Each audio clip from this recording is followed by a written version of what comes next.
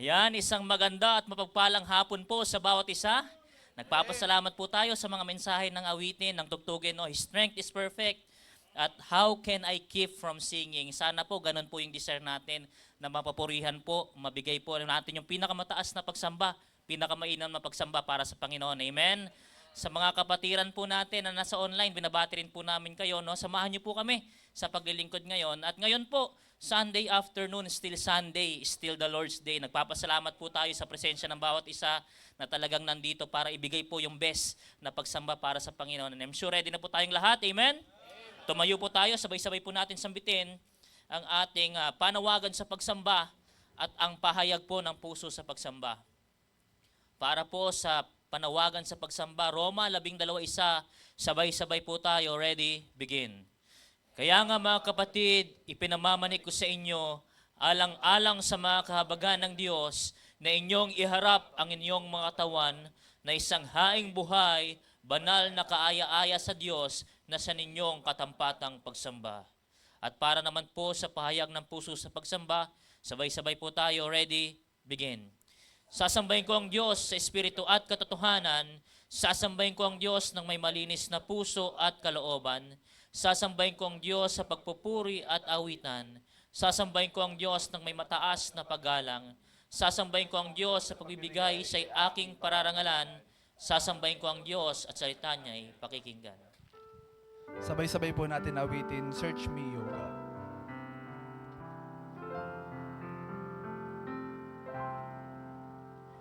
Search me, O God, and know my heart today.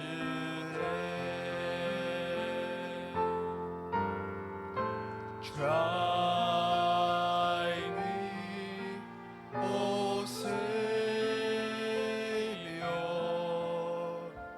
know my thoughts, I pray. See if there be some wicked way in me. Cleanse me from every sin and set me free. Cleanse me from every sin and set me free.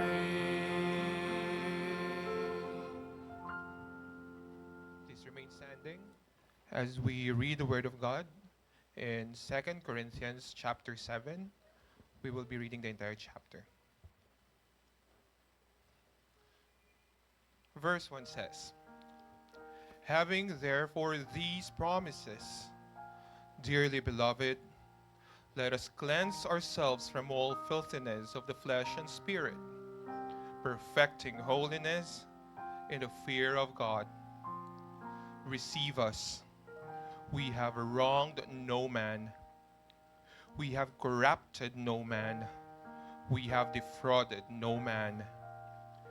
I speak not this to condemn you, for I have said before, that ye are in our hearts to die and live with you. Great is my boldness of speech toward you. Great is my glorying of you. I am filled with comfort. I am exceeding joyful in all our tribulation. For when we were come into Macedonia, our flesh had no rest, but we were troubled on every side. Without were fightings, within were fears. Nevertheless, God, that comforted those that are cast down, comforted us by the coming of Titus, and not by his coming only, but by the consolation wherewith he was comforted in you, when he told us your earnest desire, your mourning, your fervent mind toward me, so that I rejoice the more. For though I made you sorry with a letter, I do not repent. Though I did repent, for I perceive that the same epistle hath made you sorry, though it were but for a season. Now I rejoice, not that ye were made sorry, but that ye sorrowed to repentance. For ye were made sorry after a godly manner, that ye might receive damage by us in nothing. For godly sorrow worketh repentance to salvation, not to be repented of, but the sorrow of world worketh death. For behold, this selfsame thing, that ye sorrowed after a godly sort, what carefulness is wrought in you, yea, what clearing of yourselves, yea, what indignation, yea, what fear, yea, what vehement desire, yea, what zeal, yea, what revenge. In all things ye have approved yourselves to be clear in this matter. Wherefore, though I wrote unto you, I did it not for this cause that had done the wrong, nor for his cause that suffered wrong, but that our care for you in the sight of God might appear unto you. Therefore we were comforted in your comfort, yea, and exceedingly the more joyed we for the joy of Titus, because his spirit was refreshed by you all. For if I have boasted anything to him of you, I am not ashamed. But as we spake all things to you in truth, even so our boasting, which I made before Titus, is found a truth. And his inward affection is more abundant toward you, whilst he remembereth the obedience of you all, how with fear and trembling ye received him. I rejoice therefore that I have confidence in you in all things. Shall we come to the Lord in prayer? Panginoon, Ama naming banal, muli maraming salamat, Panginoon, sa buhay na patuloy niyong pinagkakatiwala sa amin, sa mga biyayang patuloy namin natatanggap, Lord, for your grace and mercy every day in our lives, sa mga pagpapatawad, Panginoon, sa aming mga pagkukulang, sa mga taong patuloy niyong ginagamit sa aming paglago spiritually, for always seeing us, Lord, in times of our loneliness, in all the trials and testings, Panginoon, and even in times of temptation. Maraming salamat, Panginoon, sa inyong guidance, sa inyong protection. Ngayong hapon, Panginoon, ilalapit po namin sa inyo ang inyong gawain. Kayo ang patuloy na gumabay sa bawat taong tatayo sa harapan, Panginoon. Kayo ang makita sa bawat awitin sa taong gagamitin niyo upang magbahagi ng inyong banal na salita. Naway kapulutan namin ito, Panginoon, sa patuloy naming paglago sa aming mga buhay Kristiyano. Kayo po ang kumilos sa buhay na aming mga bisita. Ngayon, Panginoon, patawarin niyo po kami sa aming mga pagkukulang at pagkakasala. Itinataas po namin ang lahat ng ito sa matamis na pangalan ng aming Panginoong si Jesus. Amen. Ngayon po, aawit po tayo para sa ating Panginoon. Amen po. Amen. Handa na po ba lahat para umawit sa ating Panginoon? Amen. Para po sa ating unang awitin po natin, Standing on the Promises. Ready now? Standing on the promises of Christ my King, through eternal ages let his praises ring. Glory in the highest I will shout and sing, standing on the promises of God. Standing, standing, standing on the promises of God my Savior. Standing, standing, I'm standing on the promises of God. Standing on the promises that cannot fail. When the howling storms of doubt and fear assail, by the living word of God I shall prevail, standing on the promises of God. Standing, standing, standing on the promises of God, my Savior. Standing, standing, I'm standing on the promises of God. On the last verse now. Standing on the promises I cannot fall. Listen every moment to the Spirit's call. Resting in my Savior as my all in all. Standing on the promises of God.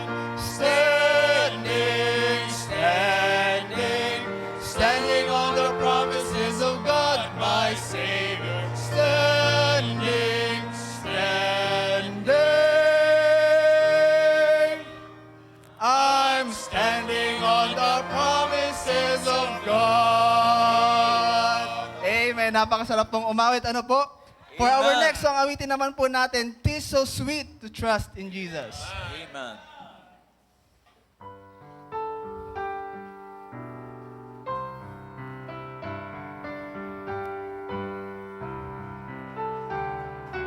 Ready now? 'Tis so sweet to trust in Jesus, just to take Him at His word, just to rest upon His promise, just to know, thus saith the Lord. Jesus, Jesus, how I trust Him, how I prove Him more and more. Jesus, Jesus, precious Jesus, oh, for grace to trust Him more.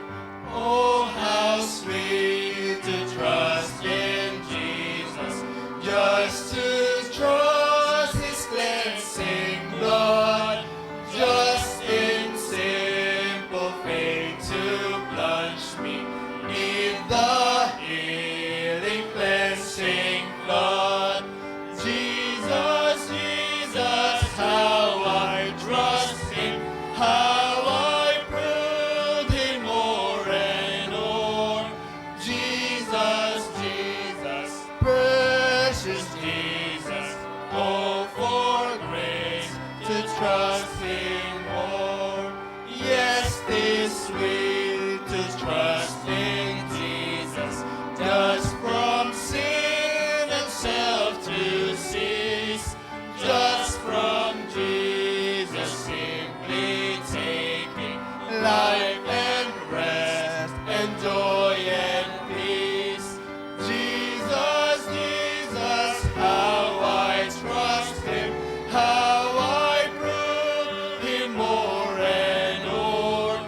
Jesus, Jesus, precious Jesus, oh, for grace to trust Him more.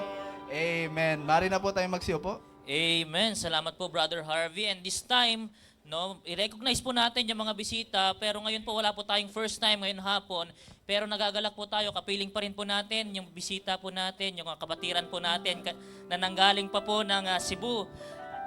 Yung kanina pa po natin kasama, kaninang umaga. At malapit po ito sa puso ng ating mahal na bishop. Invited po ito ng ating mahal na bishop, si Preacher Rene Amores and si Ma'am Marlene. Kapiling pa rin po natin sila ngayon. Salamat po sa inyong pagbisita po sa amin na iglesia. At baka meron po tayong nakaligtaan na first time visitor po natin ngayong hapon. Ayaw po natin palampasin na ma-recognize po yung bawat bisita natin. Ayan, kung wala po, tumayo po tayong lahat. Pwede po natin ligaya ng buhay. Amen. Ligaya ng buhay kung kilala mo si Kristo. Ligaya ng buhay kung siya'y manunubos mo. Babaguhin ang iyong buhay kung siya ay makamtan. Ang maging kay Kristo ay tunay na ligaya. happy life it will be if you know my Savior Jesus. What a happy life it will be if He is your Savior too. He will change your life completely if you'll just accept Him too. Just receive Him, friends, see there. And you'll have a happy life in God.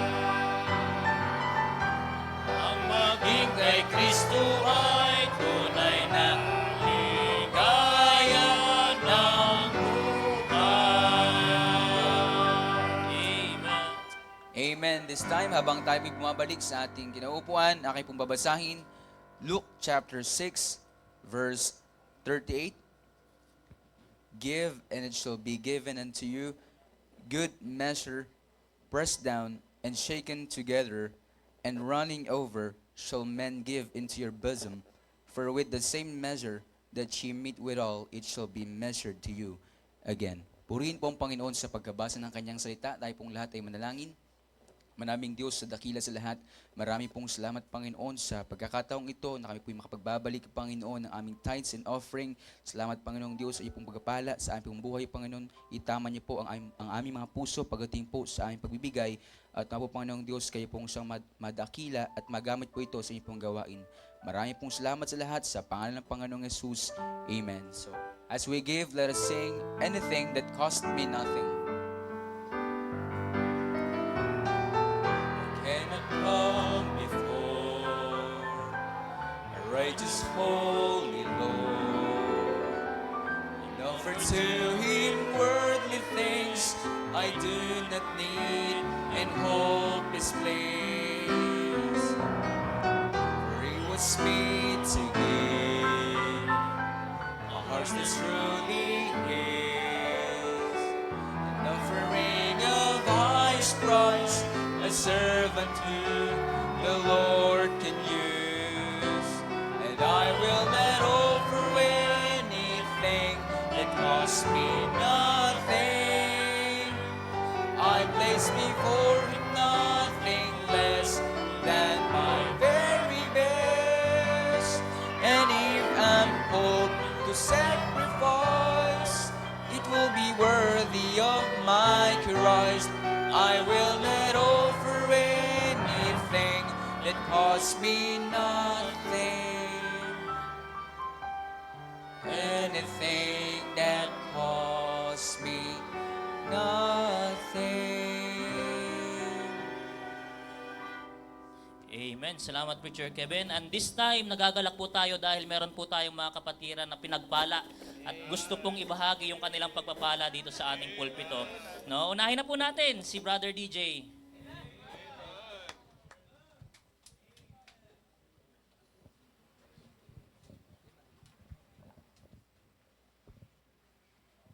Yan, isa pong pagpapala po na muli makatayo po at makapunta po ulit sa church. And, ako po ay magpapasalamat sa Panginoon sa kadakilaan niya po sa family ko. Unang-una po, dyan po sa aking kapatid dahil po bumisita po kami ulit ng doktor niya. And Lord, praise the Lord naman po kasi naka-recover naman po siya kahit papaano. And please pray, continue po, pag-pray niya pa rin po siya kasi meron pa rin man po siya nararamdaman, pabalik-balik po siya. Especially po sa nag-transition na po yung conditions natin, weather conditions natin. And also, I'd like to praise the Lord po kasi ang daming blessings, especially po sa aking academics. One of these is sa naging elections po namin sa aming Supreme Secondary Learner Government po sa school. And nanalo po ako doon. Ako po ay Public Information Officer. And sobrang, let's say, controversial po yung pinaka naging election mula pa lang po sa pag-file ng candidacy hanggang sa campaign period hanggang po sa mismong election date. So, ang dami pong naganap. So, blessing po kasi naitawid ko yon. Sobrang madaming negative po talaga sa paligid, sa buong school. Kasi first time po namin sa buong history po ng school na yon na nagkaroon po ng ganun ka-fiery po na election kasi meron dalawang parties. And also, blessing din po kasi sa lahat ng competitions na sinalihan ko po, kailan ba? Since mula December, praise the Lord kasi mula sa debate hanggang sa mga quiz-biz na sinalihan ko po, nananalo po ako. Praise the Lord for that. Hindi ko po magagawa po lahat ng yun, hindi po dahil sa Lord. And also, natutuwa po ako kasi po meron po akong group of friends sa school na nakakatuwa kasi meron po silang heart sa Word of God. And nakapag-establish po kami ng online Bible study every Friday night. After school, magkakaroon po kami ng Bible study. Nakakatuwa na pwede pala yun, yung mga kaklase mo, pwede mo palang dalhin sa Panginoon. Kasi ang ganda niya, ang sarap sa feeling na hindi pa lang siya pwede maging kaibigan lang sa school, pwede mo pala siyang dalhin sa Lord. Sana magpatuloy po yun. Sana lumago pa po sila sa pananampalataya kasi malaki po talaga yung potential po nila sa ministry. And also yung mga pinapadala po ng Lord sa mission po natin sa Muzon, sobra pong pagpapala. Meron po kami dong isang youth po na nakasama po ngayon, na nakasama po namin actually last week dito. Sobrang pagpapala niya po kasi mula pagkadating niya po doon, apakalaki niya pong tulong po sa ministry. And please pray po kasi yung mga kabataan po natin, yung iba onti-onti pumabalik-balik. Siyempre po, come and go ang mga tao po sa ating mission. That's the reality of the mission work po talaga. Pero praise the Lord kasi patuloy pa rin po ang biyaya niya po sa amin. My family, and the church po. Sobra pong pagpapala. Yun lang po. To God be the glory po.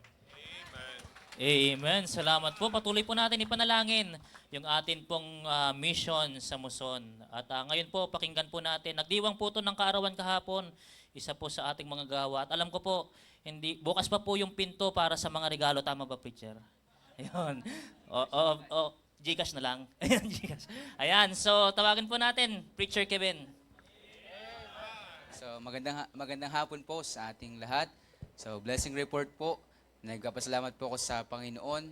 Una-una po sa kanyang kabutihan, sa kanya pong biyaya po sa aking buhay. At nandito pa rin po ako dahil po sa kanyang biyaya. And salamat po sa panibagong taon po na kanya pong idinagdag sa aking buhay at patuloy pong nagagamit po sa kanyang gawain. And shoutout din po sa ating Tatay Bishop na talagang patuloy pong nakaagapay po sa atin, yung kanyang pag-ibig po, yung pangaral po. Tatay Bishop, yung mga payo niyo po sa akin ay talagang mahalaga po at talagang helpful po sa akin. And sa ating Pastor Norman, shoutout din po. So salamat po sa inyo pong suporta at patuloy na paggabay din po sa amin na magagawa po ng church and sa aking family. Salamat din po sa time namin nung Friday. Kami po ay nagkaroon po ng bonding. So, praise the Lord po sa blessing. And sa mga nag-express po ng kanilang generosity po sa akin. So, purihin po yung Panginoon. Ang Panginoon na po yung bahalang magbalik po sa inyo. And sa mga Bible study po na ating pong pinagkatiwala po sa atin, salamat po sa inyo. Sa shoutout po sa Mansibod family and sa Sanchez family na talagang nagiging blessing po sa akin ang mga Bible study ito. So, ang lagi ko pong encouragement po sa kanila at sa akin at sa bawat isa po, patuloy po tayong magpatuloy sa ating Panginoon. Gamitin po natin yung ating buhay para po sa ating Panginoon. So, salamat po sa kanyang biyaya. Yun lamang po. To God be the glory po. Ayan, maraming salamat sa mga nagbigay ng kanilang mga blessing report. Ngayon po, umawit po muli tayo sa ating Panginoon. Tayo po tayong lahat. For our last song, awiting po natin, In the Sweet By and By. There's a land that is fairer than day, and by faith we can see it afar. For the Father waits over the way to prepare us a dwelling place there. In the sweet by and by, we shall meet on that beautiful shore.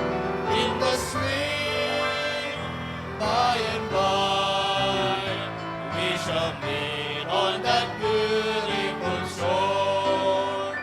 We shall sing on that beautiful shore the melodious songs of the blessed, and our spirits shall sorrow no more.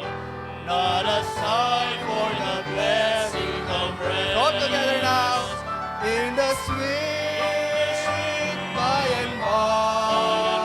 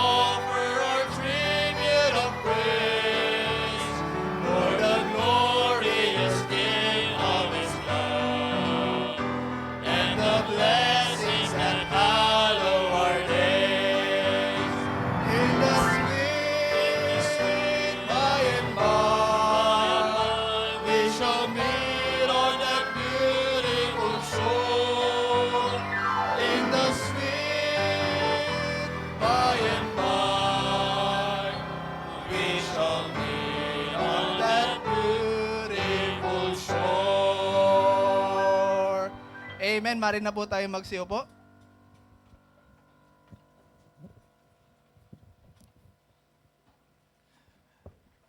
Good afternoon, everyone. Amen. Purihin po ang Panginoon. I'm very happy na nakagawa po kami ng way para po makadaan muna po rito sapagkat ngayon po ay anniversary ng The Bible Baptist Church of Caloocan at ako po ay magsasalita sa isang malakihang evangelistic meeting nila kaya umaasa po ako na yung mga prayer warriors natin patuloy na mananalangin. And this afternoon actually kasama rin po natin yung pong pastor sa Australia. At paakyat na po sila, mga kapatid. Ano po? So, and I'm very happy sapagkat nakasama natin. Kaninang umaga pa actually, kasama natin sila Preacher Rene, kasama si Sister Marlene, and they are actually an encouragement and a blessing sa buhay po ng mga manggagawa. Kaya very happy ako na nakasama namin kayo ngayon. At isa yun sa dahilan, 'di ba? Yung iba po, hit and run ang ginagawa po nila. Ako po, ang ginawa po namin kanina, eat and run. Okay? Eh dahil kapampangan po sila, kaya okay na okay din talaga. Kasi kahit yung hit and run sa kanila, eat and run pa din talaga. Kaya okay na okay. At naintindihan po nila na kailangan naming magmadali. And in fact, natutuwa tayo, nagstay pa rin po sila ng hapon. Pero talagang nag-request ako na pwedeng baka hintayin sapagkat nagkaroon kami ng pagkakataon na magkakilala. And katulad nung sinasabi ko po sa inyo, yung bang makakita ka ng mga mananampalataya, mga lingkod rin ng Panginoon na may puso sa gawain ng Panginoon at talagang masasabi nating asset sa ministry. Dalawa lang naman lagi yan di po ba? Sa istorya natin, sa buhay sa ministeryo, laging isang bahagi ka lang sa dalawang bahagi ng storya. Sa usapang ministeryo, meron pong nasa kwentong positibo at nasa kwentong negatibo. Pagka po pinag-usapan ng kwentong negatibo, ito po yung nagiging bigat ka para sa gawain ng Panginoon at yung kwentong positibo, ikaw ay nagiging tulong sa gawain ng Panginoon. And I know na ito'y kilos ng Panginoon sa kanilang puso para doon po sa gawain na kung saan kinabibilangan nila. So, ang kanila pong pastor, sino sa inyo nakakatanda kay Missionary Colinares ng Brunei? Di ba? Tama? Brunei, di po ba? So, yung wife po niya, kapatid po nung misis ni Missionary Colinares, si Pastor Oliver. Okay? So, sila po ay magkapatid at ang lumalabas po, kami pa nila Preacher Rene ang naging, siya pa po ang naging dahilan para mag-meet kami in person or magkausap at magkaroon po ng magandang pag-uusap. Okay? Andito na po sila sila Pastor Israel po. Pwede po dito, pakihatid na po. At baka lang may kailangan muna sila, Pastor. Ayan, palakpakan po natin. Nako, layo po na. Galing pa po ng Australia, mga kapatid. So, kaya salamat po, purihin po ang Panginoon. Now, ngayong hapong ito, again, sa tingin ko po, kakayanin pa rin naming matapos ang service bago po kami makabiyahe para doon sa evangelistic meeting. Kasi I really want to have time and fellowship with them. And I really appreciate. Ma'am, thank you so much po si Pastor James po, bumalik na? Okay, kasi alam po ni Pastor James, dahil yun po yung mother church nila, nagse-celebrate po ng anniversary ngayon at meron nga po silang evangelistic meeting. All right? So again, welcome po ang bawat isa. At sino po nakarinig nung announcement ko po kanina? Kasi yung offer na yon, parang napakagandang offer. Magkakaroon tayo ng grand piano po. At siguro, yung pong mga nakarinig nung ating announcement kanina, again, si Pastor Ronald na lang po, Pastor Donald na lang po ang ating approach. Ganon din si Teacher Flo at saka si Pastor Norman Gatdula. So, Lord willing, next Sunday, may grand piano na po tayo. So, pag hindi po naiyakyat dito, so doon po tutugtog sa ibaba, yung pong ating pong, ayan na pala sila, Pastor James. Ma'am, magandang hapon po. Isipin nyo naman, dinalaw po tayo ng preacher, ng mga pastors, kasama po ang kanilang may bahay. Kaya tingin ko po, espiritu pa lang, damang-dama na natin na blessing po ngayong hapong ito. Amen? At alam ko, natutuwa rin kayo dahil naka-attend ako sa church nyo ngayon. Diba? So, ang sarap-sarap sa pakiramdam pag nakakadalaw po ako dito sa inyong gawain, mga kapatid. Ho? And thank you for always welcoming me dito po sa gawain po natin. So, ipag-pray nyo po, ho, yung mga tinatamaan ng sakit ngayon. So, ipag-pray po natin sila. At si Sister Cel, nandiyan ba si Sister Cel? Ayan, pag-pray din po natin siya, yung kapatid po niya. Tapos, siguro po yung ilan, si DJ, Brother DJ, testimony, kapatid mo, no? So, sige po. At ngayon po, masaya po ba kayo mga kapatid? Okay, so this time, tawagin na po natin ating mga tagapangasiwa. Sumingit lamang po ako mga kapatid dahil bihirang-bihira po ako maka-attend dito sa inyo. Okay? Thank you so much. God bless us all. Amen. Salamat po, Bishop. And this time, makakapakinig po tayo ng mga tanging bilang.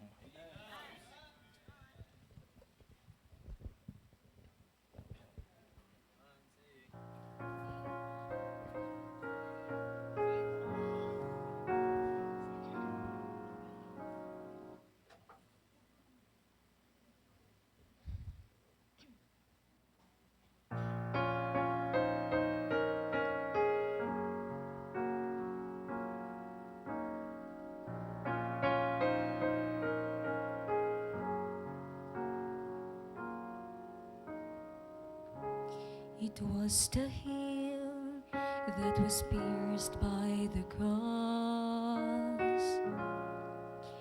It caught the blood that fell. It bore the weight of the sins of the world, and the Son of God as well. Heard the voice of the Lamb without blemish, and it shook as he cried, "It is finished."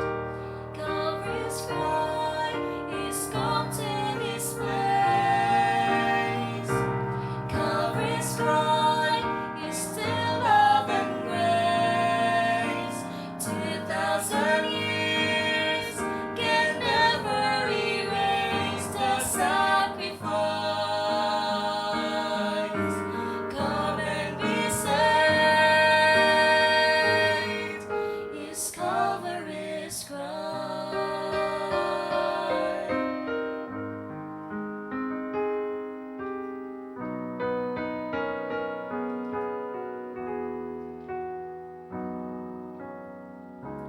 This is the ground that was laid for the lost in a great eternal plan. We testify there is no other way, and it's here to take our stand. The truth is calling all who will listen.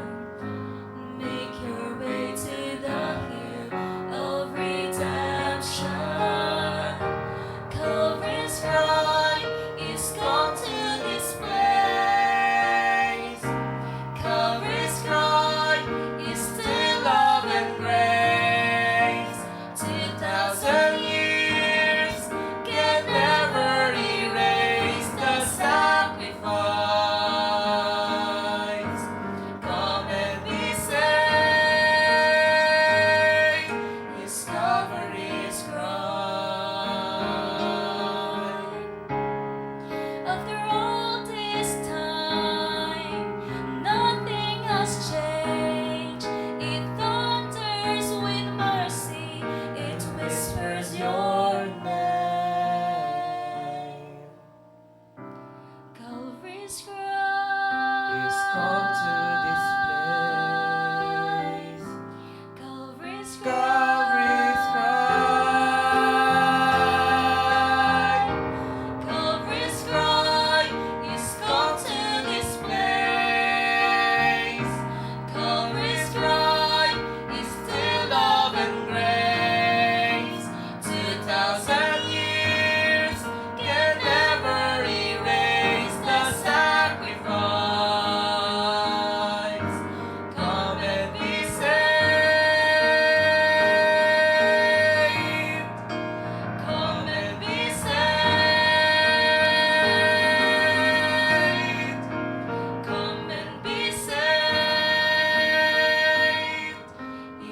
Calvary's crown.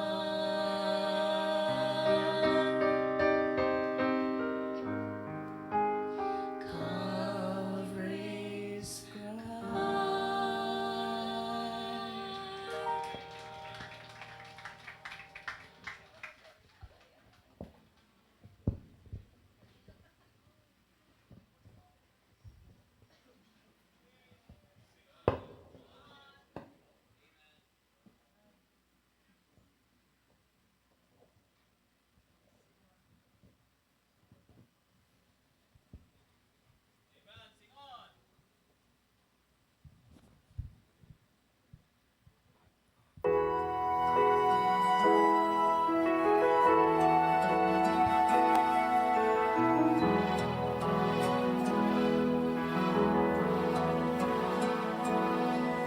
Before the fall of man, God had a perfect plan.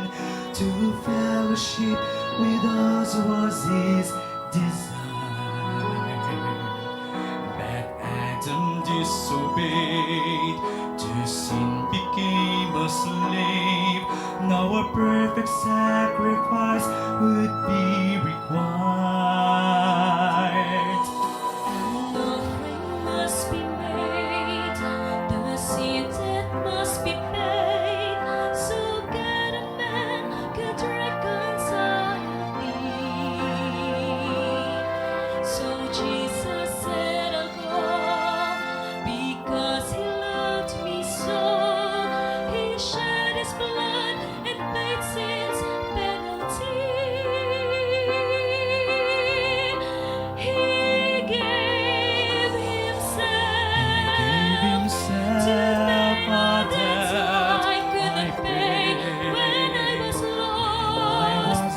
He gave Himself to be my way, so I deserve to be upon the cross that day. In love He took my He took place my place and gave Himself.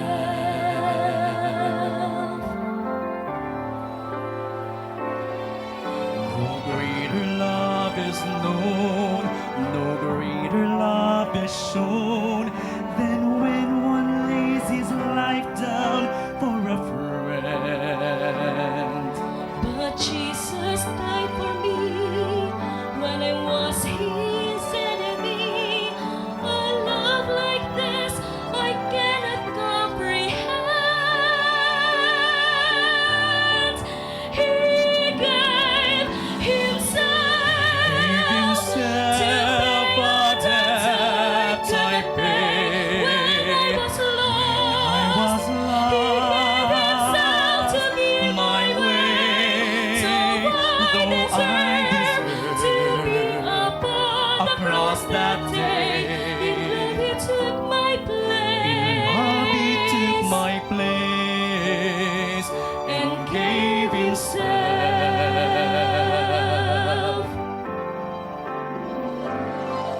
My nails were in His hands, my crown of thorns He wore, my stripes were on His back, my heavy cross He bore. And when God turned His back, He turned it on my sin. Jesus won a victory that I can never win. He gave Himself to pay a debt I could not pay when I was lost.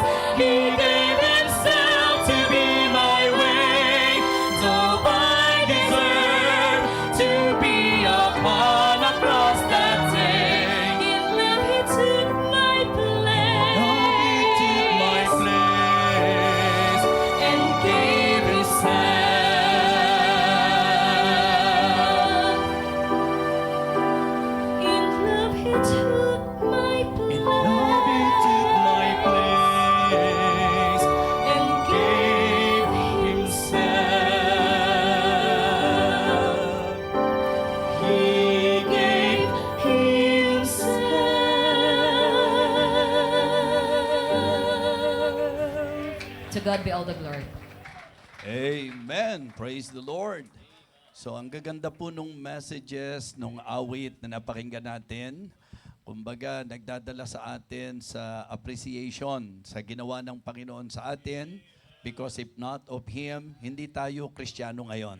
So, and we should be thankful sapagkat hindi tayo, siya ang nagdala ng ating mga kasalanan, and na-enjoy natin ngayon yung assurance na meron po tayo na any moment na mawala tayo sa mundong ito, tayo po ay mapapasapiling ng Panginoon.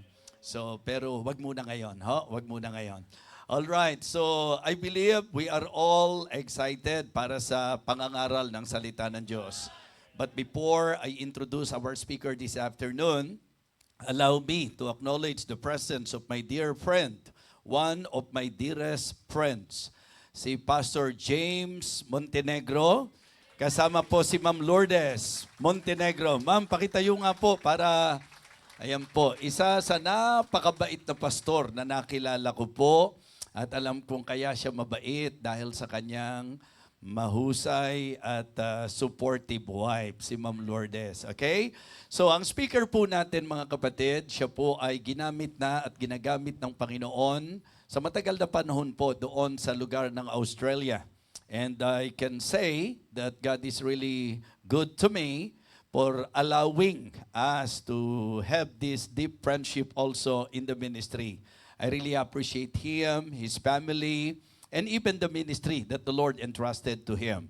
Kumbaga, kami po yung hindi kinailangan ng mahabang panahon para mahulog ang kalooban namin sa isa't isa. So, napakabuting manggagawa ng Panginoon, and I can say that the Lord is using him in the ministry there in Australia. And lagi po, mga kapatid, pagka na-appreciate po natin ang pastor, malaki po ang kinalaman ng kanila pong may bahay. Amen? Kaya siguro po, magandang kilalanin muna natin ang butihing may bahay po ng ating speaker ngayon. Walang iba kundi si Ma'am Belinda. Ma'am Belinda, please. Ayan, si Ma'am Belinda Marquez. Salamat po, salamat po. At nakasama kami sa mga schedules nyo po ngayon. Galing pa po sila ng San Ildefonso. At yun ang reason kung bakit kasama po niya si Pastor James. At mamaya po, sasamahan niya naman kami doon po sa The Bible Baptist Church. Kasi yun po yung time na pagkatapos noon, magkakaroon sana kami ng fellowship. Ang sarap sanang ka-fellowship din sila, Preacher Rene. Dahil sinamantala ko po talaga yung panahon, bihirang-bihira po ito. So after siguro ng evangelistic meeting, siguro kapi-kapi po tayo. Okay, so at masaya kami na nagkaroon ng pagkakataong muli makasama po namin kayo. So, ang speaker po natin, ang isa sa masasabi ko po, kagaya ko, makasalanan na niligtas ng Panginoon, at sa tamang panahon, niliwanag ng Diyos ang kanyang calling, at siya po'y tumugon sa tawag ng Panginoon. Sa kabila po nung kung tutuusin, siya po ay may pamilya at nandoon po para itaguyod ang kanyang pamilya. But the Lord called him, and I praise the Lord na siya po ay naging kaibigan ko po at kamanggagawa sa ubasan ng Panginoon. So our speaker this afternoon is no other than Pastor Marquez. Amen? Tawagin po natin si Pastor Israel Marquez. Wait, song. Purihin ng Diyos, amen? At isa pong kagalakan, karangalan po ang tumindig sa inyong harapan. Our work in Sydney, Australia is located in one of the suburbs, Greystanes, New South Wales. At kami po ay naririto actually para po magdaos po ng isang wedding vow sa Coron. At yun po ay katatapos lang. At I'm trying my very best na somehow ay ma-meet ko yung inyong pastor at magkaroon po ng pagkakataon na makapag-fellowship sa inyo. And one thing, this is great because I am standing before you this afternoon and preaching the word. Amen? Panalangin niyo po yung aming pong gawain sa Sydney at patuloy pong gumagawa ang Diyos At wala rin naman pong pagkakaiba eh. Yung pong gawain dito at ang gawain po ron ay iisa lang sapagkat iisa po yung Diyos na pinagsisilbihan natin.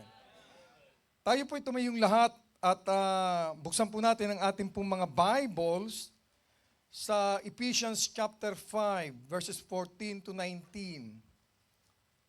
Nais ko pong, tama-tama po kasi late kami, ang ipipreach ko po how much time do we have? Sabi ko kay Pastor, tamang-tama to, sabi ko, dahil ang ipipreach ko, how much time do we have Alright, basahin po natin ang Ephesians chapter 5, verses 14 to 19. Basahin po natin. Wherefore he saith, Awake thou that sleepest, and arise from the dead, and Christ shall give thee light. See then that you walk circumspectly, not as fools, but as wise, redeeming the time, because the days are evil. Wherefore be not unwise, but understanding what the will of the Lord is, and be not drunk with wine, wherein is excess, but be filled with the Spirit, speaking to yourselves in psalms and hymns and spiritual songs, singing and making melody in your heart to the Lord. Tayo po'y dumako sa panalangin. Panginoon, marami pong salamat sa napakagandang buhay na binigay mo sa amin, eternal life. Salamat po, Panginoon, na kami po ay nasa inyong tahanan upang mag-fellowship, and we would like, Father, to thank you for what you have done in our lives. Salamat po, Panginoon, sapagkat malaya po kaming nagpapahayag ng inyong mga salita. Hinihiling namin, Ama, ang banal na Espiritu na siya pong manguna, manghusap, at maghari sa aming buhay sa mga sandaling ito. Salamat po, Ama, kay Pastor De Vega, 10 na mga pastors na naririto, maging ang bawat miyembro ng iglesyang ito. We're lifting up, Father, the name of our Lord Jesus Christ. We know the fact that without Him, Lord, we cannot do anything at all. Bless us, O Lord. Bless meeting with power, because all these things we ask. In Jesus' name we pray. Amen. Maaari na po kayong umupo. Salamat po ng marami. How much time do we have? Let's grab every opportunity that we can serve God faithfully, because I believe that time is running out. Time is valuable resource that cannot be replaced. Hindi po natin ito pwedeng palitan. So, it is important to use it wisely. Naniniwala po ako sa time management. Time management can help you accomplish your goals. Nakakapag-reduce ito ng stress. Nakakapag-improve ito ng productivity. Because I believe that time is so precious to us. Amen? Napakahalaga po ang oras. Ayaw mong mahuhuli sa trabaho. You don't want to be late at work. You want to submit your assignment on time. Why? Because time is so precious to you. If you have flight, naranasan nyo po ba yung mahuli sa eroplano? Ako po, naranasan ko na po yun. Ako po yung nasa San Diego, and then papunta po ako ng Montana, pero kailangan ko pong mag-stop over sa Utah. At nung ako po'y nasa Utah, dahil ako po'y pagod na paso, ako'y nakatulog. Paggising ko, wala na aeroplano. Ano po? Ganun po kahalaga ang time. For us, beloved, time is viewed as a precious gift from God.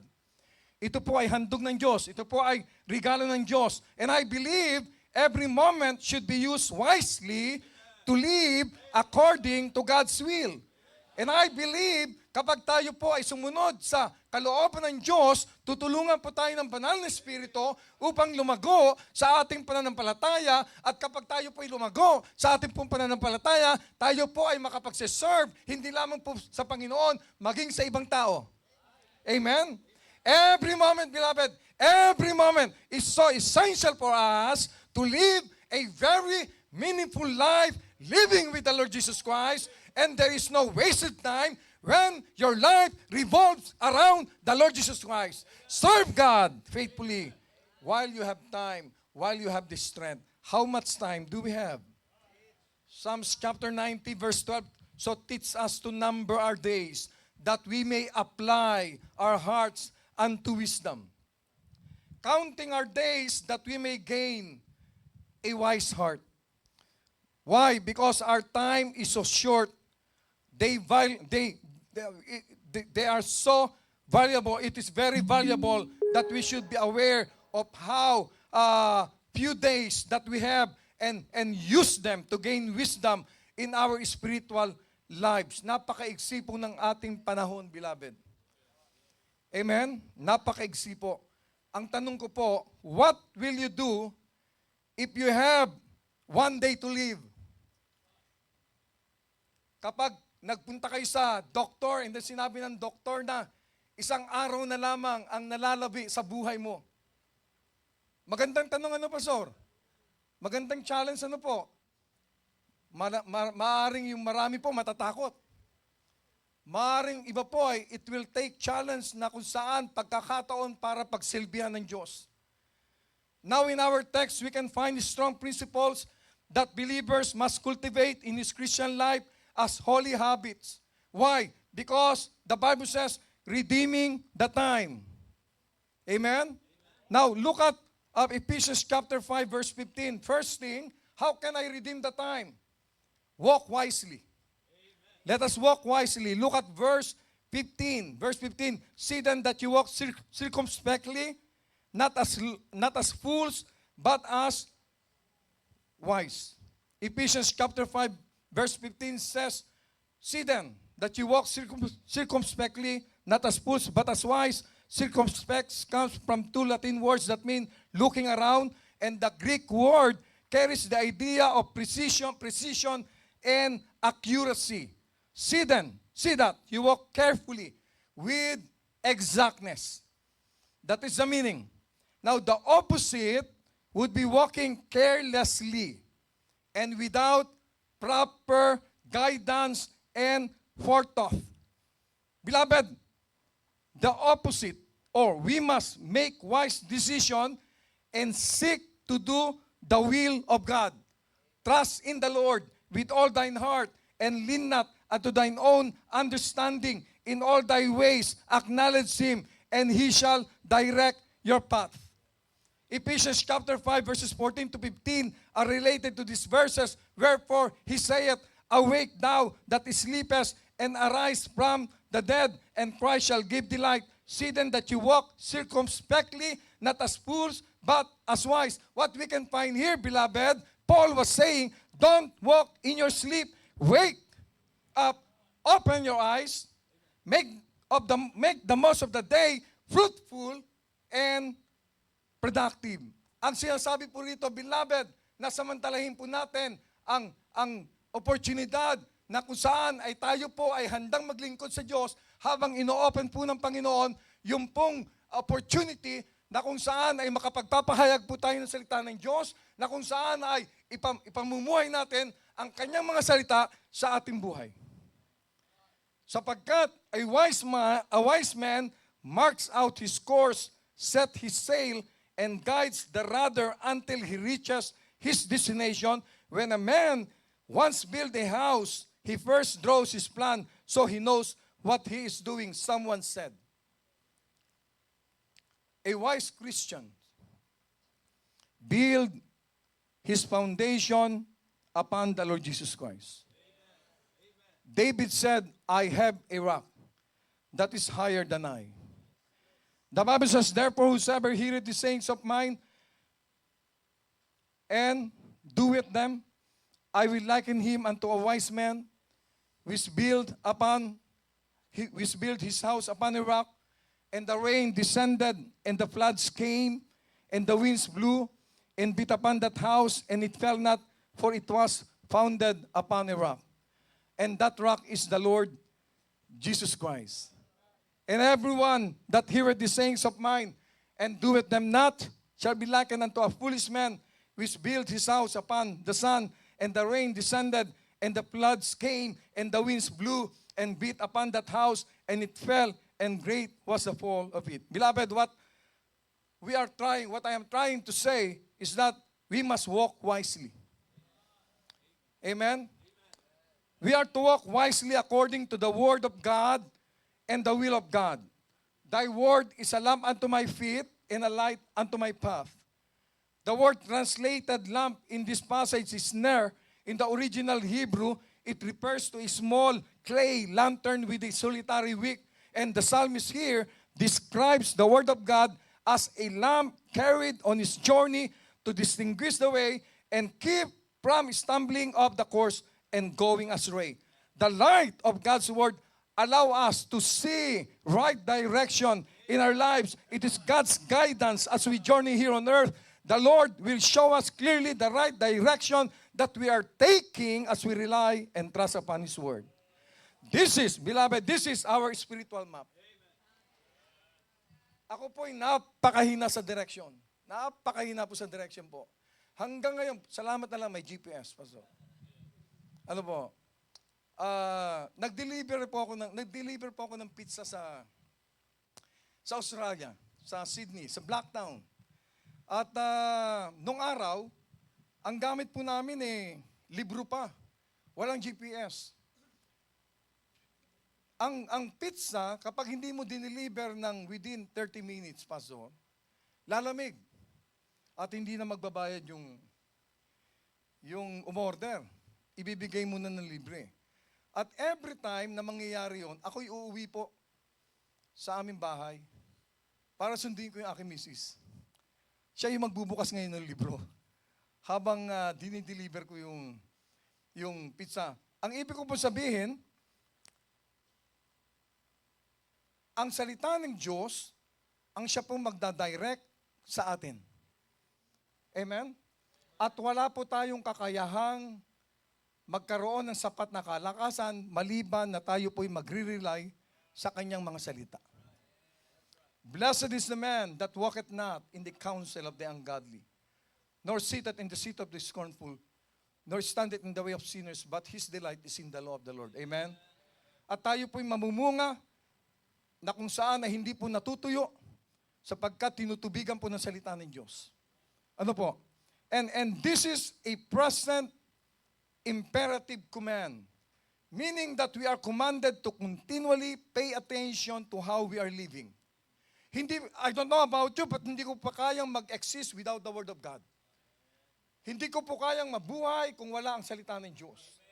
Kaya nga po, napakahalaga na ang bawat isa ay basahin, pakainin ang kanilang kaluluwa ng salita ng ating Panginoong Hesukristo. And here we find that we are to constantly careful, take heed, brethren, lest there be any of you an evil heart of unbelief in departing from the living God. Why? Because many Christians are spiritual sluggard,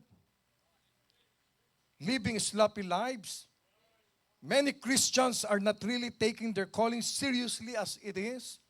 Maraming Kristiyanong sinasabing Kristiyano siya pero hindi siya nagbabasa ng Bible.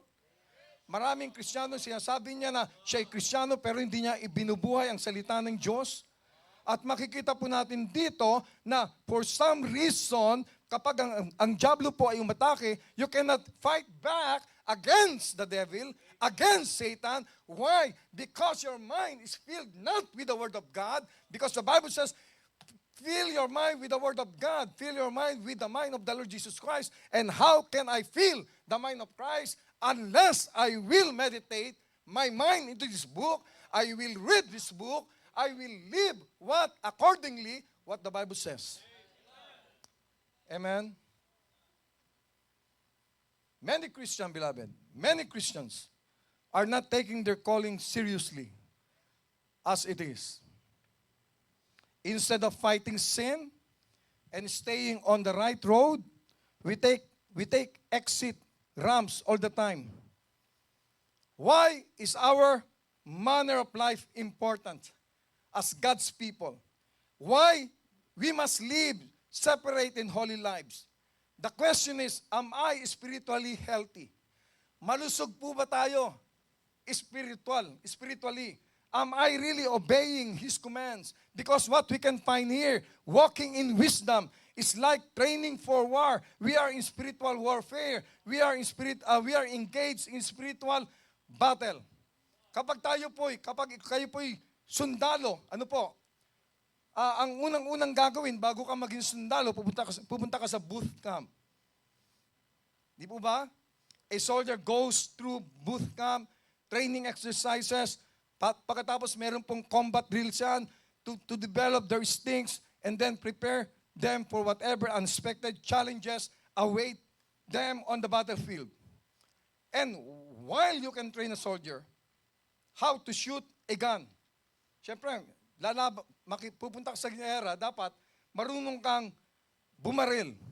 So, it is with Christians who seek to walk in wisdom. You know, when David died, and then apparently Solomon became the next king of the nation of Israel, what happened there? Solomon did not ask for fame because he was already famous. Solomon did not ask, neither asking for wealth because he's already rich. What he asked for wisdom so that he could be able to discern what is right and wrong. Beloved, we cannot just discern what is right and wrong apart from this book. Amen? The book of Ecclesiastes is the battlefield. The preacher laments Ecclesiastes chapter 1 verse 18. I said in mine heart concerning the state of the sons of men that God might manifest them and that we might see that they themselves are beasts. Beloved, our word is vexing. It's getting worse and worse. And wisdom is not mere knowledge, but learning to do what is right in the complex situation we find ourselves. As I said, we are in spiritual warfare. Ephesians chapter 6, verses 10 to 12. Finally, my brethren, be strong in the Lord and in the power of His might. Put on the whole armor of God, that you may be able to stand against the wiles of the devil. For we wrestle not against flesh and blood, but against powers, against the rulers of the darkness of this world, against spiritual wickedness in high places. If we are not really relying upon His wisdom, upon His strength, upon His power, Satan himself will take advantage attacking, and eventually we are becoming spiritually casualty. But praise the Lord. This book is powerful. This book is alive. Buhay po ito, beloved. You know, kapag kayo po'y nalulungkot, punta po kayo rito. Kapag kayo po'y nadidepress, punta po kayo dito. Amen? Kapag po kayo masaya, lalo kayong pumunta dito. Amen? 1 Peter chapter 5, verse 18, verse 8, we have an adversary, the devil. That's why the Bible says that be sober, be vigilant. Magpakalakas po tayo, beloved. Sapagkat kapag tayo po ay hindi dumipende sa kapangyarihan ng Diyos, mas malakas po ang ating pong kaaway. Amen? And then look at verse 2. Verse 16. Verse 2. It says here, redeeming the time because the days are evil. What's your time? Let us watch the time. When we were traveling, panentingin ko sa oras, naku, patay. Malilate kami. Kasi masarap yung pinakain sa amin, Pastor, kaya medyo naupo kami ng medyo matagal-tagal ng konti. Kaya pa. Redeeming the time, yun po sabi. Why? Because life is short. Napakaigsi po. At salamat sa Diyos sapagkat meron po siyang pangako na siya po'y darating. Amen? At habang hinihintay po natin ang kanyang pagbabalik, tayo po'y nagtatrabaho sa kanyang ubasan. An old Chinese adage says, opportunity has a forelock so you can seize it when you meet it. Once it is past, you cannot seize it again. Amen? The idea here is like buying up a bargain. You know, naranasan niyo po ba yung pumunta kayo sa shopping center and then may nakita kayong magandang product, may nakita kayong magandang item, and then nakita nyo na, mura to pero bukas ko na lang babalikan. Pagbalik nyo, mahal na to Naranasan nyo po ba yun? The idea here is like buying up a bargain when a certain commodity, apparently its price is low, and then what happened? You will grab the opportunity of having it. Now, if you wait too long, beloved, it will be all gone. Maaring mawala. Paul is telling us to buy up the bargain of time right now before it disappears. Bago po mawala. Ano po? Now, there are two Greek words for time. One is chronological, which is quantitative time, and refers to the passing moments, days, months, years, decades, and centuries. Ito po yung panahon na nasayang natin. Ano po? Ito po yung panahon na kung saan na hindi po natin ginrab ang oportunidad. It's how we measure time. Sadly, most people are just going through the motions, wasting time, or passing time. The other word is kairos and refers to qualitative time. It's the idea of opportune moment, also translated the appointed time, an opportunity to grab every moment wherein we can share the gospel to those who do not know the Lord Jesus Christ as their Lord and Savior. Time is what we want the most, but we use the worst. Is that right, Pastor? Obviously, only God knows the number of days we have left. So teach us to number our days, that we may apply our hearts unto wisdom. Psalms chapter 90, verse 12. You know what? Without the Lord Jesus Christ, our lives is nothing. For truth about life, it is past, it is fragile, it is futile. Apart from Christ, it is final. Malakas ka ngayon, bukas hindi na. Amen? Adoniram Judson wrote, a life once spent is irrevocable. It will remain to be contemplated through eternity. The same may be said of each day when it is once past, it is gone forever. Let us not just mark time, but use the time we have left to make for the gospel's sake. Let's not waste time, but worship God with our time. Why? Because the days are evil. We live in a world filled with evil influences and evil individuals, but there is always God-ordained opportunities to redeem the time. 1 Thessalonians chapter 5, verses 21 to 22, prove all things, hold fast that which is good, abstain from all appearance of evil. Every time you can do something good that shines your testimony, you are redeeming the time. Beloved, don't waste your time. Wag po natin sayangin yung mga oras na binibigay ng Diyos sa atin. Amen? Don't waste too much with something which is not really priority for you. Yung masyado tayong nagbababad sa mga bagay na hindi naman mahalaga para sa atin, yung kung masyado nating iniisip, yung dapat naman talagang hindi dapat isipin. Amen? Don't waste your time putting something ahead before God. Someone said people are going to love you, people are going to hate you. Don't waste your time trying to control that. Spend your days pleasing God, not people. Most time is wasted not in hours, but in minutes and seconds. Someone said the only piece of eternity we will ever hold in our hand is the opportunity at hand right now. Yung pong nandito ngayon, hindi po yung para po, actually, wala po yung tomorrow kasi pagdating mo bukas, today. Amen? Masyado po tayong nag-aaksay ng panahon sa kaiisip sa nakaraan. Minsan maganda pong balikan ng nakaraan. Pero babalikan lamang po natin yung nakaraan na yon sapagkat meron kang na-miss na lesson doon sa nakaraan na yon.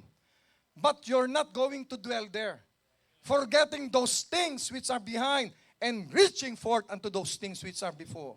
Kaya marami po mga Kristiyano ang hindi po makamove on sapagkat sila po'y bumabalik doon sa nakaraan.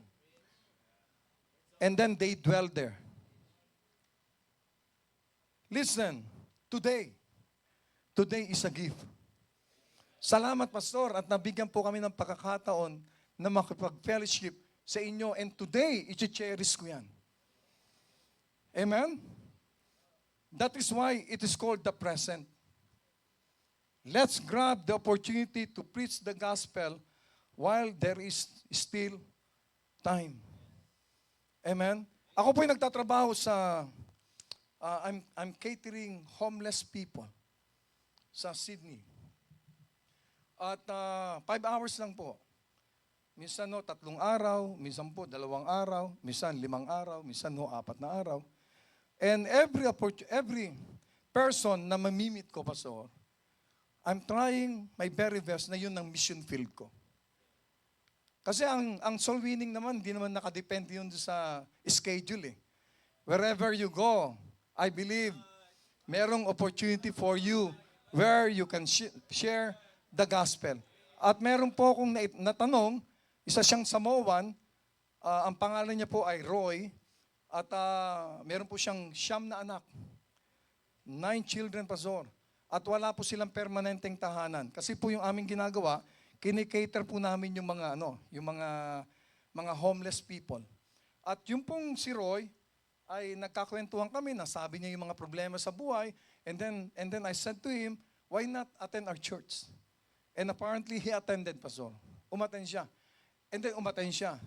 Umattend siya. And then I just found out for so many years he was attending Baptist church. Pero he was not baptized by that pastor. And then ginarap ko opportunity, pinaliwanag ko sa kanyang mabuti, and then eventually, dahil saved na siya, he followed the Lord in water baptism. Ang ibig ko pong sabihin, beloved, yung pong door of opportunity para sa atin, yung boss natin na kung saan ay pwede natin i-share ang gospel, yung ating mga kapitbahay, yung ating mga kaibigan na matagal na po nating nakakasama na hanggang ngayon, na hindi mo pa sinasabi na ikaw pala'y Kristiyano, na meron palang daan para sa kaligtasan. Ano po, bukas na bukas po ang oportunidad para po sa atin. Amen? Look at verse 17 po. Verse 17. Look at this. Wherefore, be not unwise, but understanding what the will of the Lord is. Work out God's will. Work out God's will. The wise knows God's limits, while fool knows no bounds in the book of Proverbs. The fool is the one who doesn't follow God's way. He is the one who knows the right thing to do but instead does the opposite or simply does nothing. Makikita po natin yan sa Proverbs chapter 1 verse 32. Now, the will of the Lord, the Bible says, is primarily focused on transformation and less on location. We tend to lack into where God wants us and what He wants us to do, while God is all about who are becoming. The word understand carries the idea of assembling facts into an organized whole, like putting pieces of a puzzle together. How does one understand the will of God? Simply put, by reading, meditating, memorizing, studying, and applying the Word of God. Beloved, dito po natin makikita ang tunay ng kalooban ng Diyos sa ating buhay. God doesn't always tell us everything about the future. Does He? If you want to know God's will, then do the will of God you already know. Gampanan po natin, alamin po natin kung ano po ang kalooban ng Diyos. Many times, we ask God to tell us what to do, and I imagine, beloved, saying, sinabi ko na sa iyo yan eh. Diba? Bakit ang kulit mo? Sinabi ko na sa iyo yan. But you're not doing it. Huh? If you want God to guide you, then start moving on those things you already know He wants you to do. Amen? You know what? Thank God na ang Diyos lamang po ang makapagbabasa ng ating buhay. Kami, hindi po ako naniniwala sa horoscope. Kami po mga Aquarius, hindi po kami naniniwala dyan.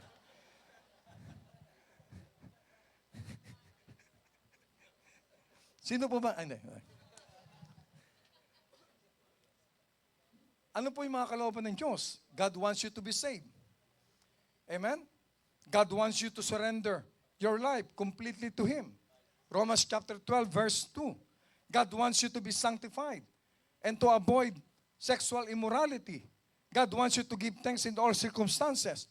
God wants you to grow in Christ-likeness.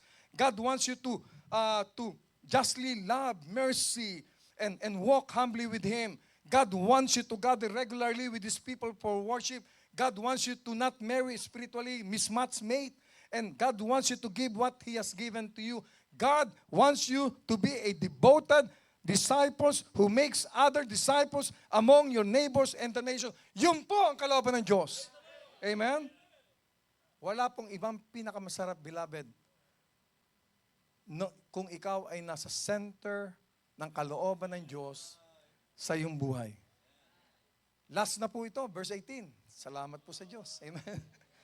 Verse 18, tingnan niyo po ito. Verse 18. And be not drunk with wine, wherein is excess, but be filled with the Spirit. Welcome the feeling of the Holy Spirit. Thank God that we have the Spirit of God lives within. Amen? Salamat po na meron po tayong banal na Espiritu. Salamat po na siya pong nag-guide sa atin. Salamat po na siya po ang He will put everything into remembrance. Kung meron po tayong nakakalimutan, salamat po na kapag tayo po dumipende sa Kanya, nag-rely sa Kanya, siya po ang tutulong sa atin. Thank God for the power of the Holy Spirit. The disciple, they waited at the upper room, 120 disciples. Why? Because they were powerless. But the Bible says, Acts chapter 1, verse 8, but you shall receive power after that the Holy Ghost has come upon you, and you shall be witnesses, both, Jerusalem, Judea, Samaria, unto the uttermost part of the earth. Meron, alam po natin to, naituro na po ng mga pastor natin to na iba po yung infilling at saka po yung indwelling. Salamat po, lahat po ng Kristiyano ay indwelled by the Holy Spirit. But nakakalungkot, hindi po lahat ng Kristiyano ay filled po ng banal ni Espiritu. What does it mean to be filled with the Spirit, Christian, who had been empowered to live life of God intended for them by submitting to the presence, power, and purpose of the Holy Spirit in their lives. We need the guidance, leadership, and empowerment of the Holy Spirit in our lives. To be filled with the Spirit, it means He is controlling our lives. Amen? Kinokontrol po ng banal na Espiritu ang ating buhay. Kaya nga, kapag na kay Kristo ka na. Di po ba, sabi po ng Bible, therefore, if any man be in Christ, he is a new creature. Dati ka, lakas mong magmura, pero nakokontrol ka na ng Holy Spirit. Amen? Dati, lakas mong manigarilyo. Dati 5, 2 na lang ngayon. Nakokontrol di ba? Ephesians chapter 5, verse 18, as Paul wrote the book of Ephesians, the image that he used was not random or accidental. When a person is drunk with wine, they are controlled by and influenced by that wine. Amen? Alam po natin yan. Maraming beses na po natin narinig yan. And they do things they would not normally do. You know, palakarin mo yung lasing, hindi talaga maglalakad ng diretso yan. Di ba? Kasi nasa impluensya ng alak. Ano po? Paul is saying to allow the Spirit of God. Beloved, allowing the Spirit of God to empower us so that we could be able to do things and through us, through you. Amen? I cannot just stand behind this pulpit, including all the pastors, preachers, without the power of God. Without the infilling of the Holy Spirit. Amen? The Lord Jesus Christ is calling us to live life in a way that is impossible. You know what? What we are doing is impossible. Imposible po. Can you imagine that when you share the gospel to someone who doesn't know the Lord Jesus Christ, and then all of a sudden, that person, through the convicting of the Holy Spirit, accepted the Lord, received the Lord Jesus Christ as his or her Lord and Savior, and then eventually, their lives changed. Hindi po natin kayang gawin yon. Ano po? Diyos lamang po makakagawa nun. Amen? Yung po ang mirakulo. Kaya po itong ating ginagawa, imposible po ito. Bakit po natin sinabing imposible? Sapagkat without the power of God, hindi po natin kayang gawin, beloved. Hindi po natin kayang gawin. When you are filled with the Spirit, you will find yourself loving supernaturally and experiencing joy in the midst of suffering. You start growing more deeply in love with the Lord Jesus Christ, and you have the courage of telling others about Him, and you will find yourself joyfully worshiping Him. Amen?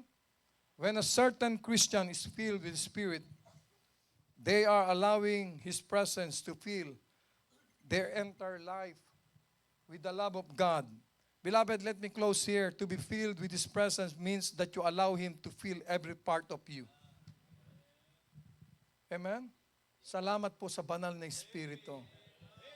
I don't know about you, pero sa umaga, ginigreet ko ng good morning yan. Person, amen? The Holy Spirit is a person. Good morning, Holy Spirit. Good morning, God the Father. Good morning, the Lord Jesus Christ. Amen?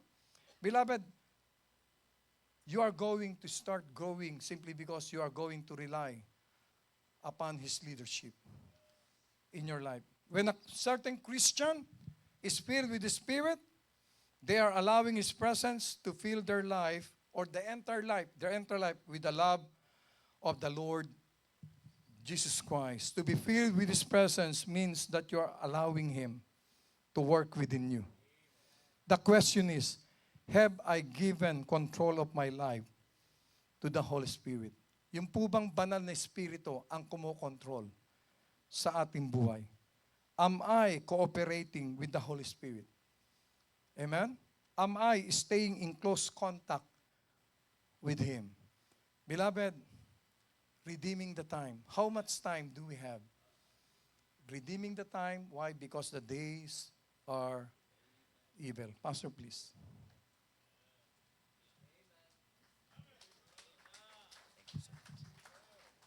Tumayo po tayong lahat.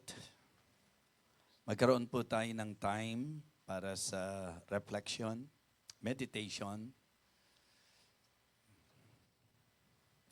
Ang laging paniniwala ko po every time na may tatayo sa pulpito at siya po ay mangangaral, hindi po pwedeng walang dahilan ang Panginoon kung bakit ang mensahe na ipinangaral ang ating napakinggan. Naniniwala ako na ito ang paalala na gustong iparating ng Diyos sa bawat isa sa atin.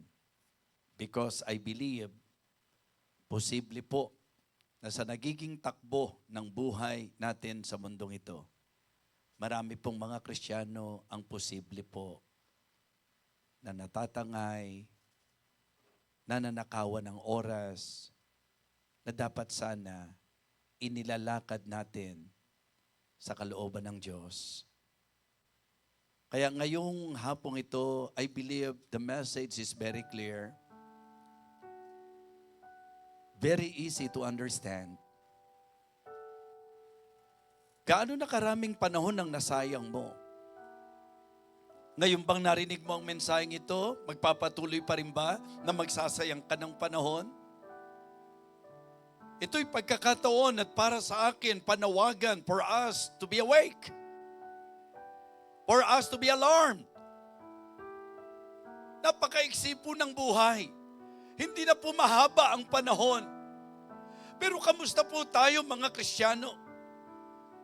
Hindi po natin para sayangin pa ang mga natitirang panahon na ibinibigay ng Panginoon sa atin. Sa usapang buhay, any moment mamamatay ang tao. Sa usapang pagbabalik ng Panginoon, any moment babalik siya. Kaya ang sabi po ng mensahe, redeeming the time. Gamitin natin ang bawat panahon.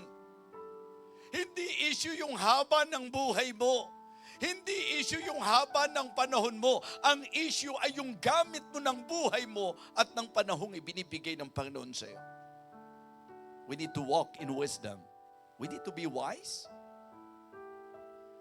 Tingnan po natin kung sa buhay natin, yung po bang ating pinag-uukulan ng panahon, hanggang kailan yan, hanggang saan yan, ano ang magiging kabuluhan po niyan? Pero bawat oras, bawat sandali na ginamit mo para sa Panginoon, mapangahawakan natin ang kanyang salita na hindi ito mawawalan ng kabuluhan. Para sa akin po, it is but right and reasonable for us to use our lives for God. Discover and find His will. Be aware of the will of God in your life. Kasi ang kasayangan ng buhay, mangyayari po yan kung di mo alam kung ano ang kalooban ng Panginoon. You should understand your purpose. You should know the plan of God in your life. Wherefore be not unwise, but understanding what the will of the Lord is. That should be our prayer. That should be our desire. We need to work that out for us to find out if what is the will of God and if what is the plan of God in our lives. Again, sasabihin ko po sa inyo, ang dahilan kung bakit nasasayang ang ating buhay ay dahil sa kawalan natin ng kaalaman at katiyakan kung ano ang kalooban ng Panginoon. Hayaan po nating ang Espiritu ng Diyos ang pumuspos sa atin, mga kapatid. Yun po ang tila nababaliwala na po ng marami. Hindi na po nagiging partikular ang marami. Lakad, buhay, tuloy-tuloy tayo sa mundong ito na hindi natin nare-realize kung gaano ka-importante na tayo lagit-lagi ay mapuspos ng banal na Espiritu. Alam niyo, posible po yan? Na ikaw ay dumadalo na hindi ka puspos ng banal na Espiritu, na ikaw ay tumutugtog na hindi ka puspos ng banal na Espiritu, na ikaw ay nagbiministeryo na hindi ka puspos ng banal na Espiritu. But brethren, we need the power of the Holy Spirit. We need to be filled. Kailangan nating mapuspos tayo ng banal na Espiritu. Kaya nga, napakahalagang paalala ang mensaheng ito na ating napakinggan. So this afternoon, akin pong ipagkakatiwala sa Diyos na sa konbiksyon ng banal na Espiritu sa mensaheng ating napakinggan, diba? Isipin niyo po, gaano karaming panahon na hindi ka nakadalo, hindi ba sayang na panahon, hindi ba sayang na oras? Gaano karaming pagkakataon na binigyan ka ng opportunity to serve, opportunity to minister, or maybe nakalagay ka na sa isang specific ministry, pero easily nagpapasya ka na yan ay bitawan, nagpapasya ka na yan ay iwanan, nagpapasya ka na magliban po tayo sa ating mga bagay na dapat sana tutukan natin na ginagawa para sa Panginoon. Now, it is between you and God. Ito'y nakadepende sa iyong honesty at napakahalaga ng spirit of humility. This afternoon, after hearing this message, ito man ay reminder, ito man ay rebuke, ito man ay po pwedeng realization, whatever it is, if the Holy Spirit is convicting you, kung may realization ka, at dahil dito, nakita mo na dapat humingi tayo ng tawad sa Diyos sa mga sayang na oras, at magpasalamat tayo sa Diyos na hindi pa huli ang lahat, why not come to the altar and pray to God and express your heart to God, ask for His forgiveness, thank God for giving us and for entrusting us our lives. Don't just come. Make sure that you are sincere. Make sure that you really understand the reason why you are coming. Hindi na po ako magsasayang ng oras.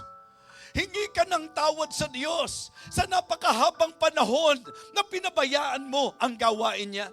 Hingi ka ng tawad sa Diyos sa mga pagkakataong alam mo na hindi mo nagawa ang kalooban niya. Hingi po tayo ng tawad sa Diyos at ngayon po humingi rin po tayo ng lakas sa Kanya na ang nalalabing panahon, na ang buhay, ang oras natin sa mundong ito ay magamit. Hindi po sa sayang na kalagayan. I believe ang Diyos natin ay Diyos na nagbibigay pa rin ng pagkakataon. Maging totoo lang po tayo. Ilang pagkakataong nagtampo ka, ilang pagkakataong natisod ka, ilang pagkakataong na naapektuhan ka, ilang pagkakataong na gumawa ka ng pagpapasya na yung ginagawa mo sa Diyos, iniwanan mo, samantalang kung Kristiyano ka at kung naintindihan mo ang salita ng Diyos, tanging ang mga ginagawa mo sa Diyos ang may kabuluhan, yan pa ba ang pababayaan mo? Yan pa ba ang hindi mo bibigyan ng importansya? I am encouraging every one of you this afternoon, why not humble yourself before the Lord and tell God, Lord, forgive me sa naging kakulangan ko. At ngayong hapong ito, very clear to me na ang buhay ko ay dapat gamitin para sa iyo. That I must redeem the time. Lord, teach us to number our days that we may apply our hearts unto wisdom. Our gracious loving God, our Father in heaven, we thank you and praise you for this great message, O Lord, for this great challenge. Thank you for the realization, Lord. Lord, we are here humbling ourselves before you, asking for your forgiveness. Forgive us, O God. Especially sa mga time na kung saan di namin nagamit para sa iyo. Sa mga time na masumentro po kami sa mga gugustuhan po ng aming mga sarili. Lord, we are here this afternoon asking for your forgiveness, Lord. And please give us chance, Panginoon, to make it up. To make up, Panginoon. Salamat po. Napakahalaga po ng paalalang ito. Napakahalaga po na mabigyan namin ng atensyon ng mensaheng ito. Napakahalaga po na ito ay amin pong seryosohin, Panginoon. Sapagkat kami mismo ang nagsishare sa mga tao that life is too short. Maiksi lang ang buhay.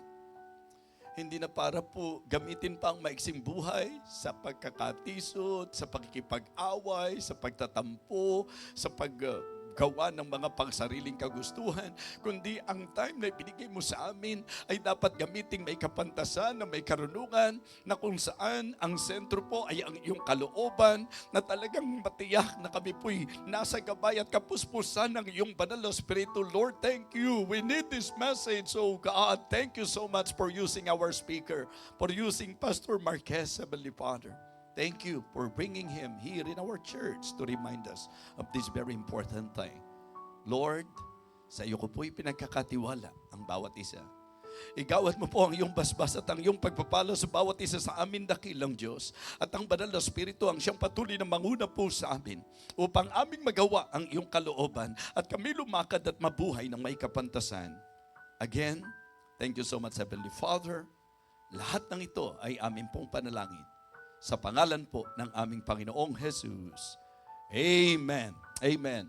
Go back to your seat, please. Thank you so much. Are you blessed this afternoon? Wow. Purihin po ang Panginoon. Maraming salamat. My friend, thank you so much. Pastor Israel, thank you so much. So, I know na bitin ang ating fellowship, pero magkakasama-sama naman tayo, ha? At actually po, pagka ako po kasi nagpe-preach ng evangelistic, hindi ko po ginagawang complicated. So talagang ang akin pong sinishare is the clear and plain message of salvation. Kaya po, siguro after, magkakaroon tayo ng time para po sa fellowship natin. This time, tawagin ko po si Pastor Norman. Okay, Pastor Norman Gatdula. Okay, lahat nga ng napagpala, pakitaas ang kamay. Ayan, no, iisa lang ang hindi nagtaas ng kamay. Pag-pray natin na sana pagpalain na siya. Ayan, humabol. Oo, napagpala. Hindi lang niya kaagad na, okay. So, iniisip ko lang talaga na kung yung naging desisyon natin na pang sarili, tapos yun yung time na kinuha tayo ng Panginoon, o kaya bumalik ang Panginoon. So, I mean, para bang yung magiging regret natin, Lord, bakit? Kaya sabi ko, ang preaching maganda, ang ginagawa niya, hindi pa huli ang lahat, nabibigyan na tayo ng pagkakataon para po mag-isip. Okay? So, ngayong hapon, tawagin po natin ang ating pong speaker, kasama po si Ma'am Belinda, just to express, Pastor, simple expression of our gratitude for ministering to us. At, Pastor, ayan, kay Ma'am Belinda muna. Present lang po namin ang love gift po namin sa inyo po. To Ma'am Belinda Marquez, thank you for ministering to us. May God bless you always from BFDV and LWBC. Oo. Ba't di mo binasa yung thank you for giving our speaker a good sermon outline this afternoon? Okay. So, of course, to Pastor Israel Marquez, thank you for ministering to us. May God bless you always po, Pastor. amen. So, palakpakan po natin ang ating speaker. Maraming salamat po. Pwede bang request natin sila Pastor James, si Ma'am Lourdes, at saka si Preacher? Picture lang po tayo para... tapos, my wife, Maris, please join us here. Thank you, Pastor James, ha. Hinatid niyo po si Pastor dito, ha, Ma'am Lourdes. At ito po, simpleng ano lang din po namin sa inyo ito, ha. Ayan. Okay. So,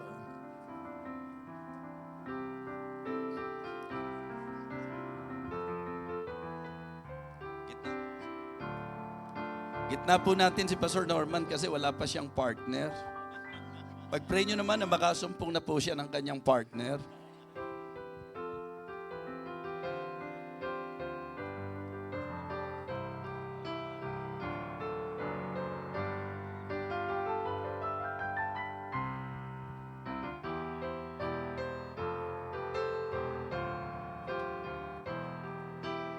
Okay.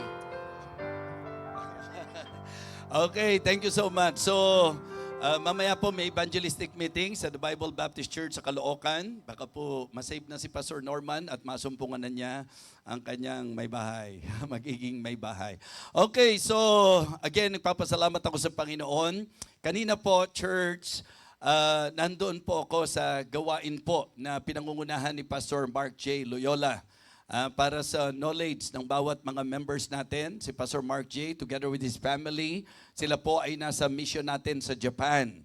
At alam nyo naman yan, bumabalikat po tayo para po dyan. And thank you thank you doon po sa assistance ng bawat isa para po sa kanilang pamilya. And you know, habang nagpipreach po ako sa Pampanga kanina, so sa Mexico, Pampanga, ang isa po sa talagang ginagamit ko sa kanilang example at ang isa sa kung saan confidence ko po sa pangangaral sa kanila ay ang church na ito. Remember, yung verse na sinabi ko kanina, wherefore, my beloved, as ye have always obeyed, not as in my presence only, yun po yung magandang quality ng church na ito. Nandito o wala ang pastor, ang katapatan nyo lagi sa Panginoon. Amen? Kaya doon ako saludo po sa inyo, mga kapatid. Hangang-hanga po ako sa kung paano ang inyo pong kaseryosohan at ang inyong sincerity sa usapan ng paglilingkod nyo sa Panginoon. Alam ko po na by heart, gusto nyo magkakasama tayo lagi, di po ba? O, taas nga ho kamay ng gusto, kasama ako dito pag may service. Ayan, iisa na naman yung natira, ha? So, I know na gusto nyo magkakasama tayo, pero doon nyo ako pinahanga sa understanding po ninyo, sa calling ng Panginoon sa akin, at sa naging pagkilala po natin sa pastor natin dito sa church, at ito po ay walang iba kundi si Pastor Norman Gatdula. Okay, tawagin ko na po sila para sa ating pong pagtatapos muna, and then after that, lilipad na po kami, okay? Lilipad na po kami at ang church natin ay magsasagawa po ng Lord's Supper. Okay? So, sige po, tayo muna po tayong lahat. Okay?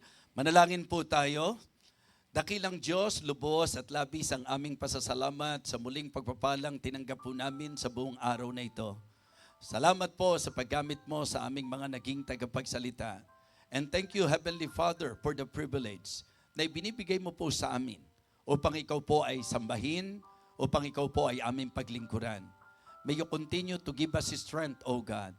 May you continue to help this church to grow for your glory and for your honor. Thank you, Heavenly Father, for saving us and for putting us into your ministry, O Lord. May you bless each and every one of us, O God. Salamat po sa pagtatapos ng aming pong afternoon service, kung paano kami po'y kinausap mo at pinagpala mo. Muli po, dakilang Diyos, sa iyo ang kadakilaan, ang kapurihan at ang kaluwalhatian. Ito po ang aming panalangin. Sa pangalan po ng aming Panginoong Jesus. Amen. Amen. You may now be seated. And this time, kami po naman ay tutuloy na para doon po sa engagement. I love you all in the Lord. God bless.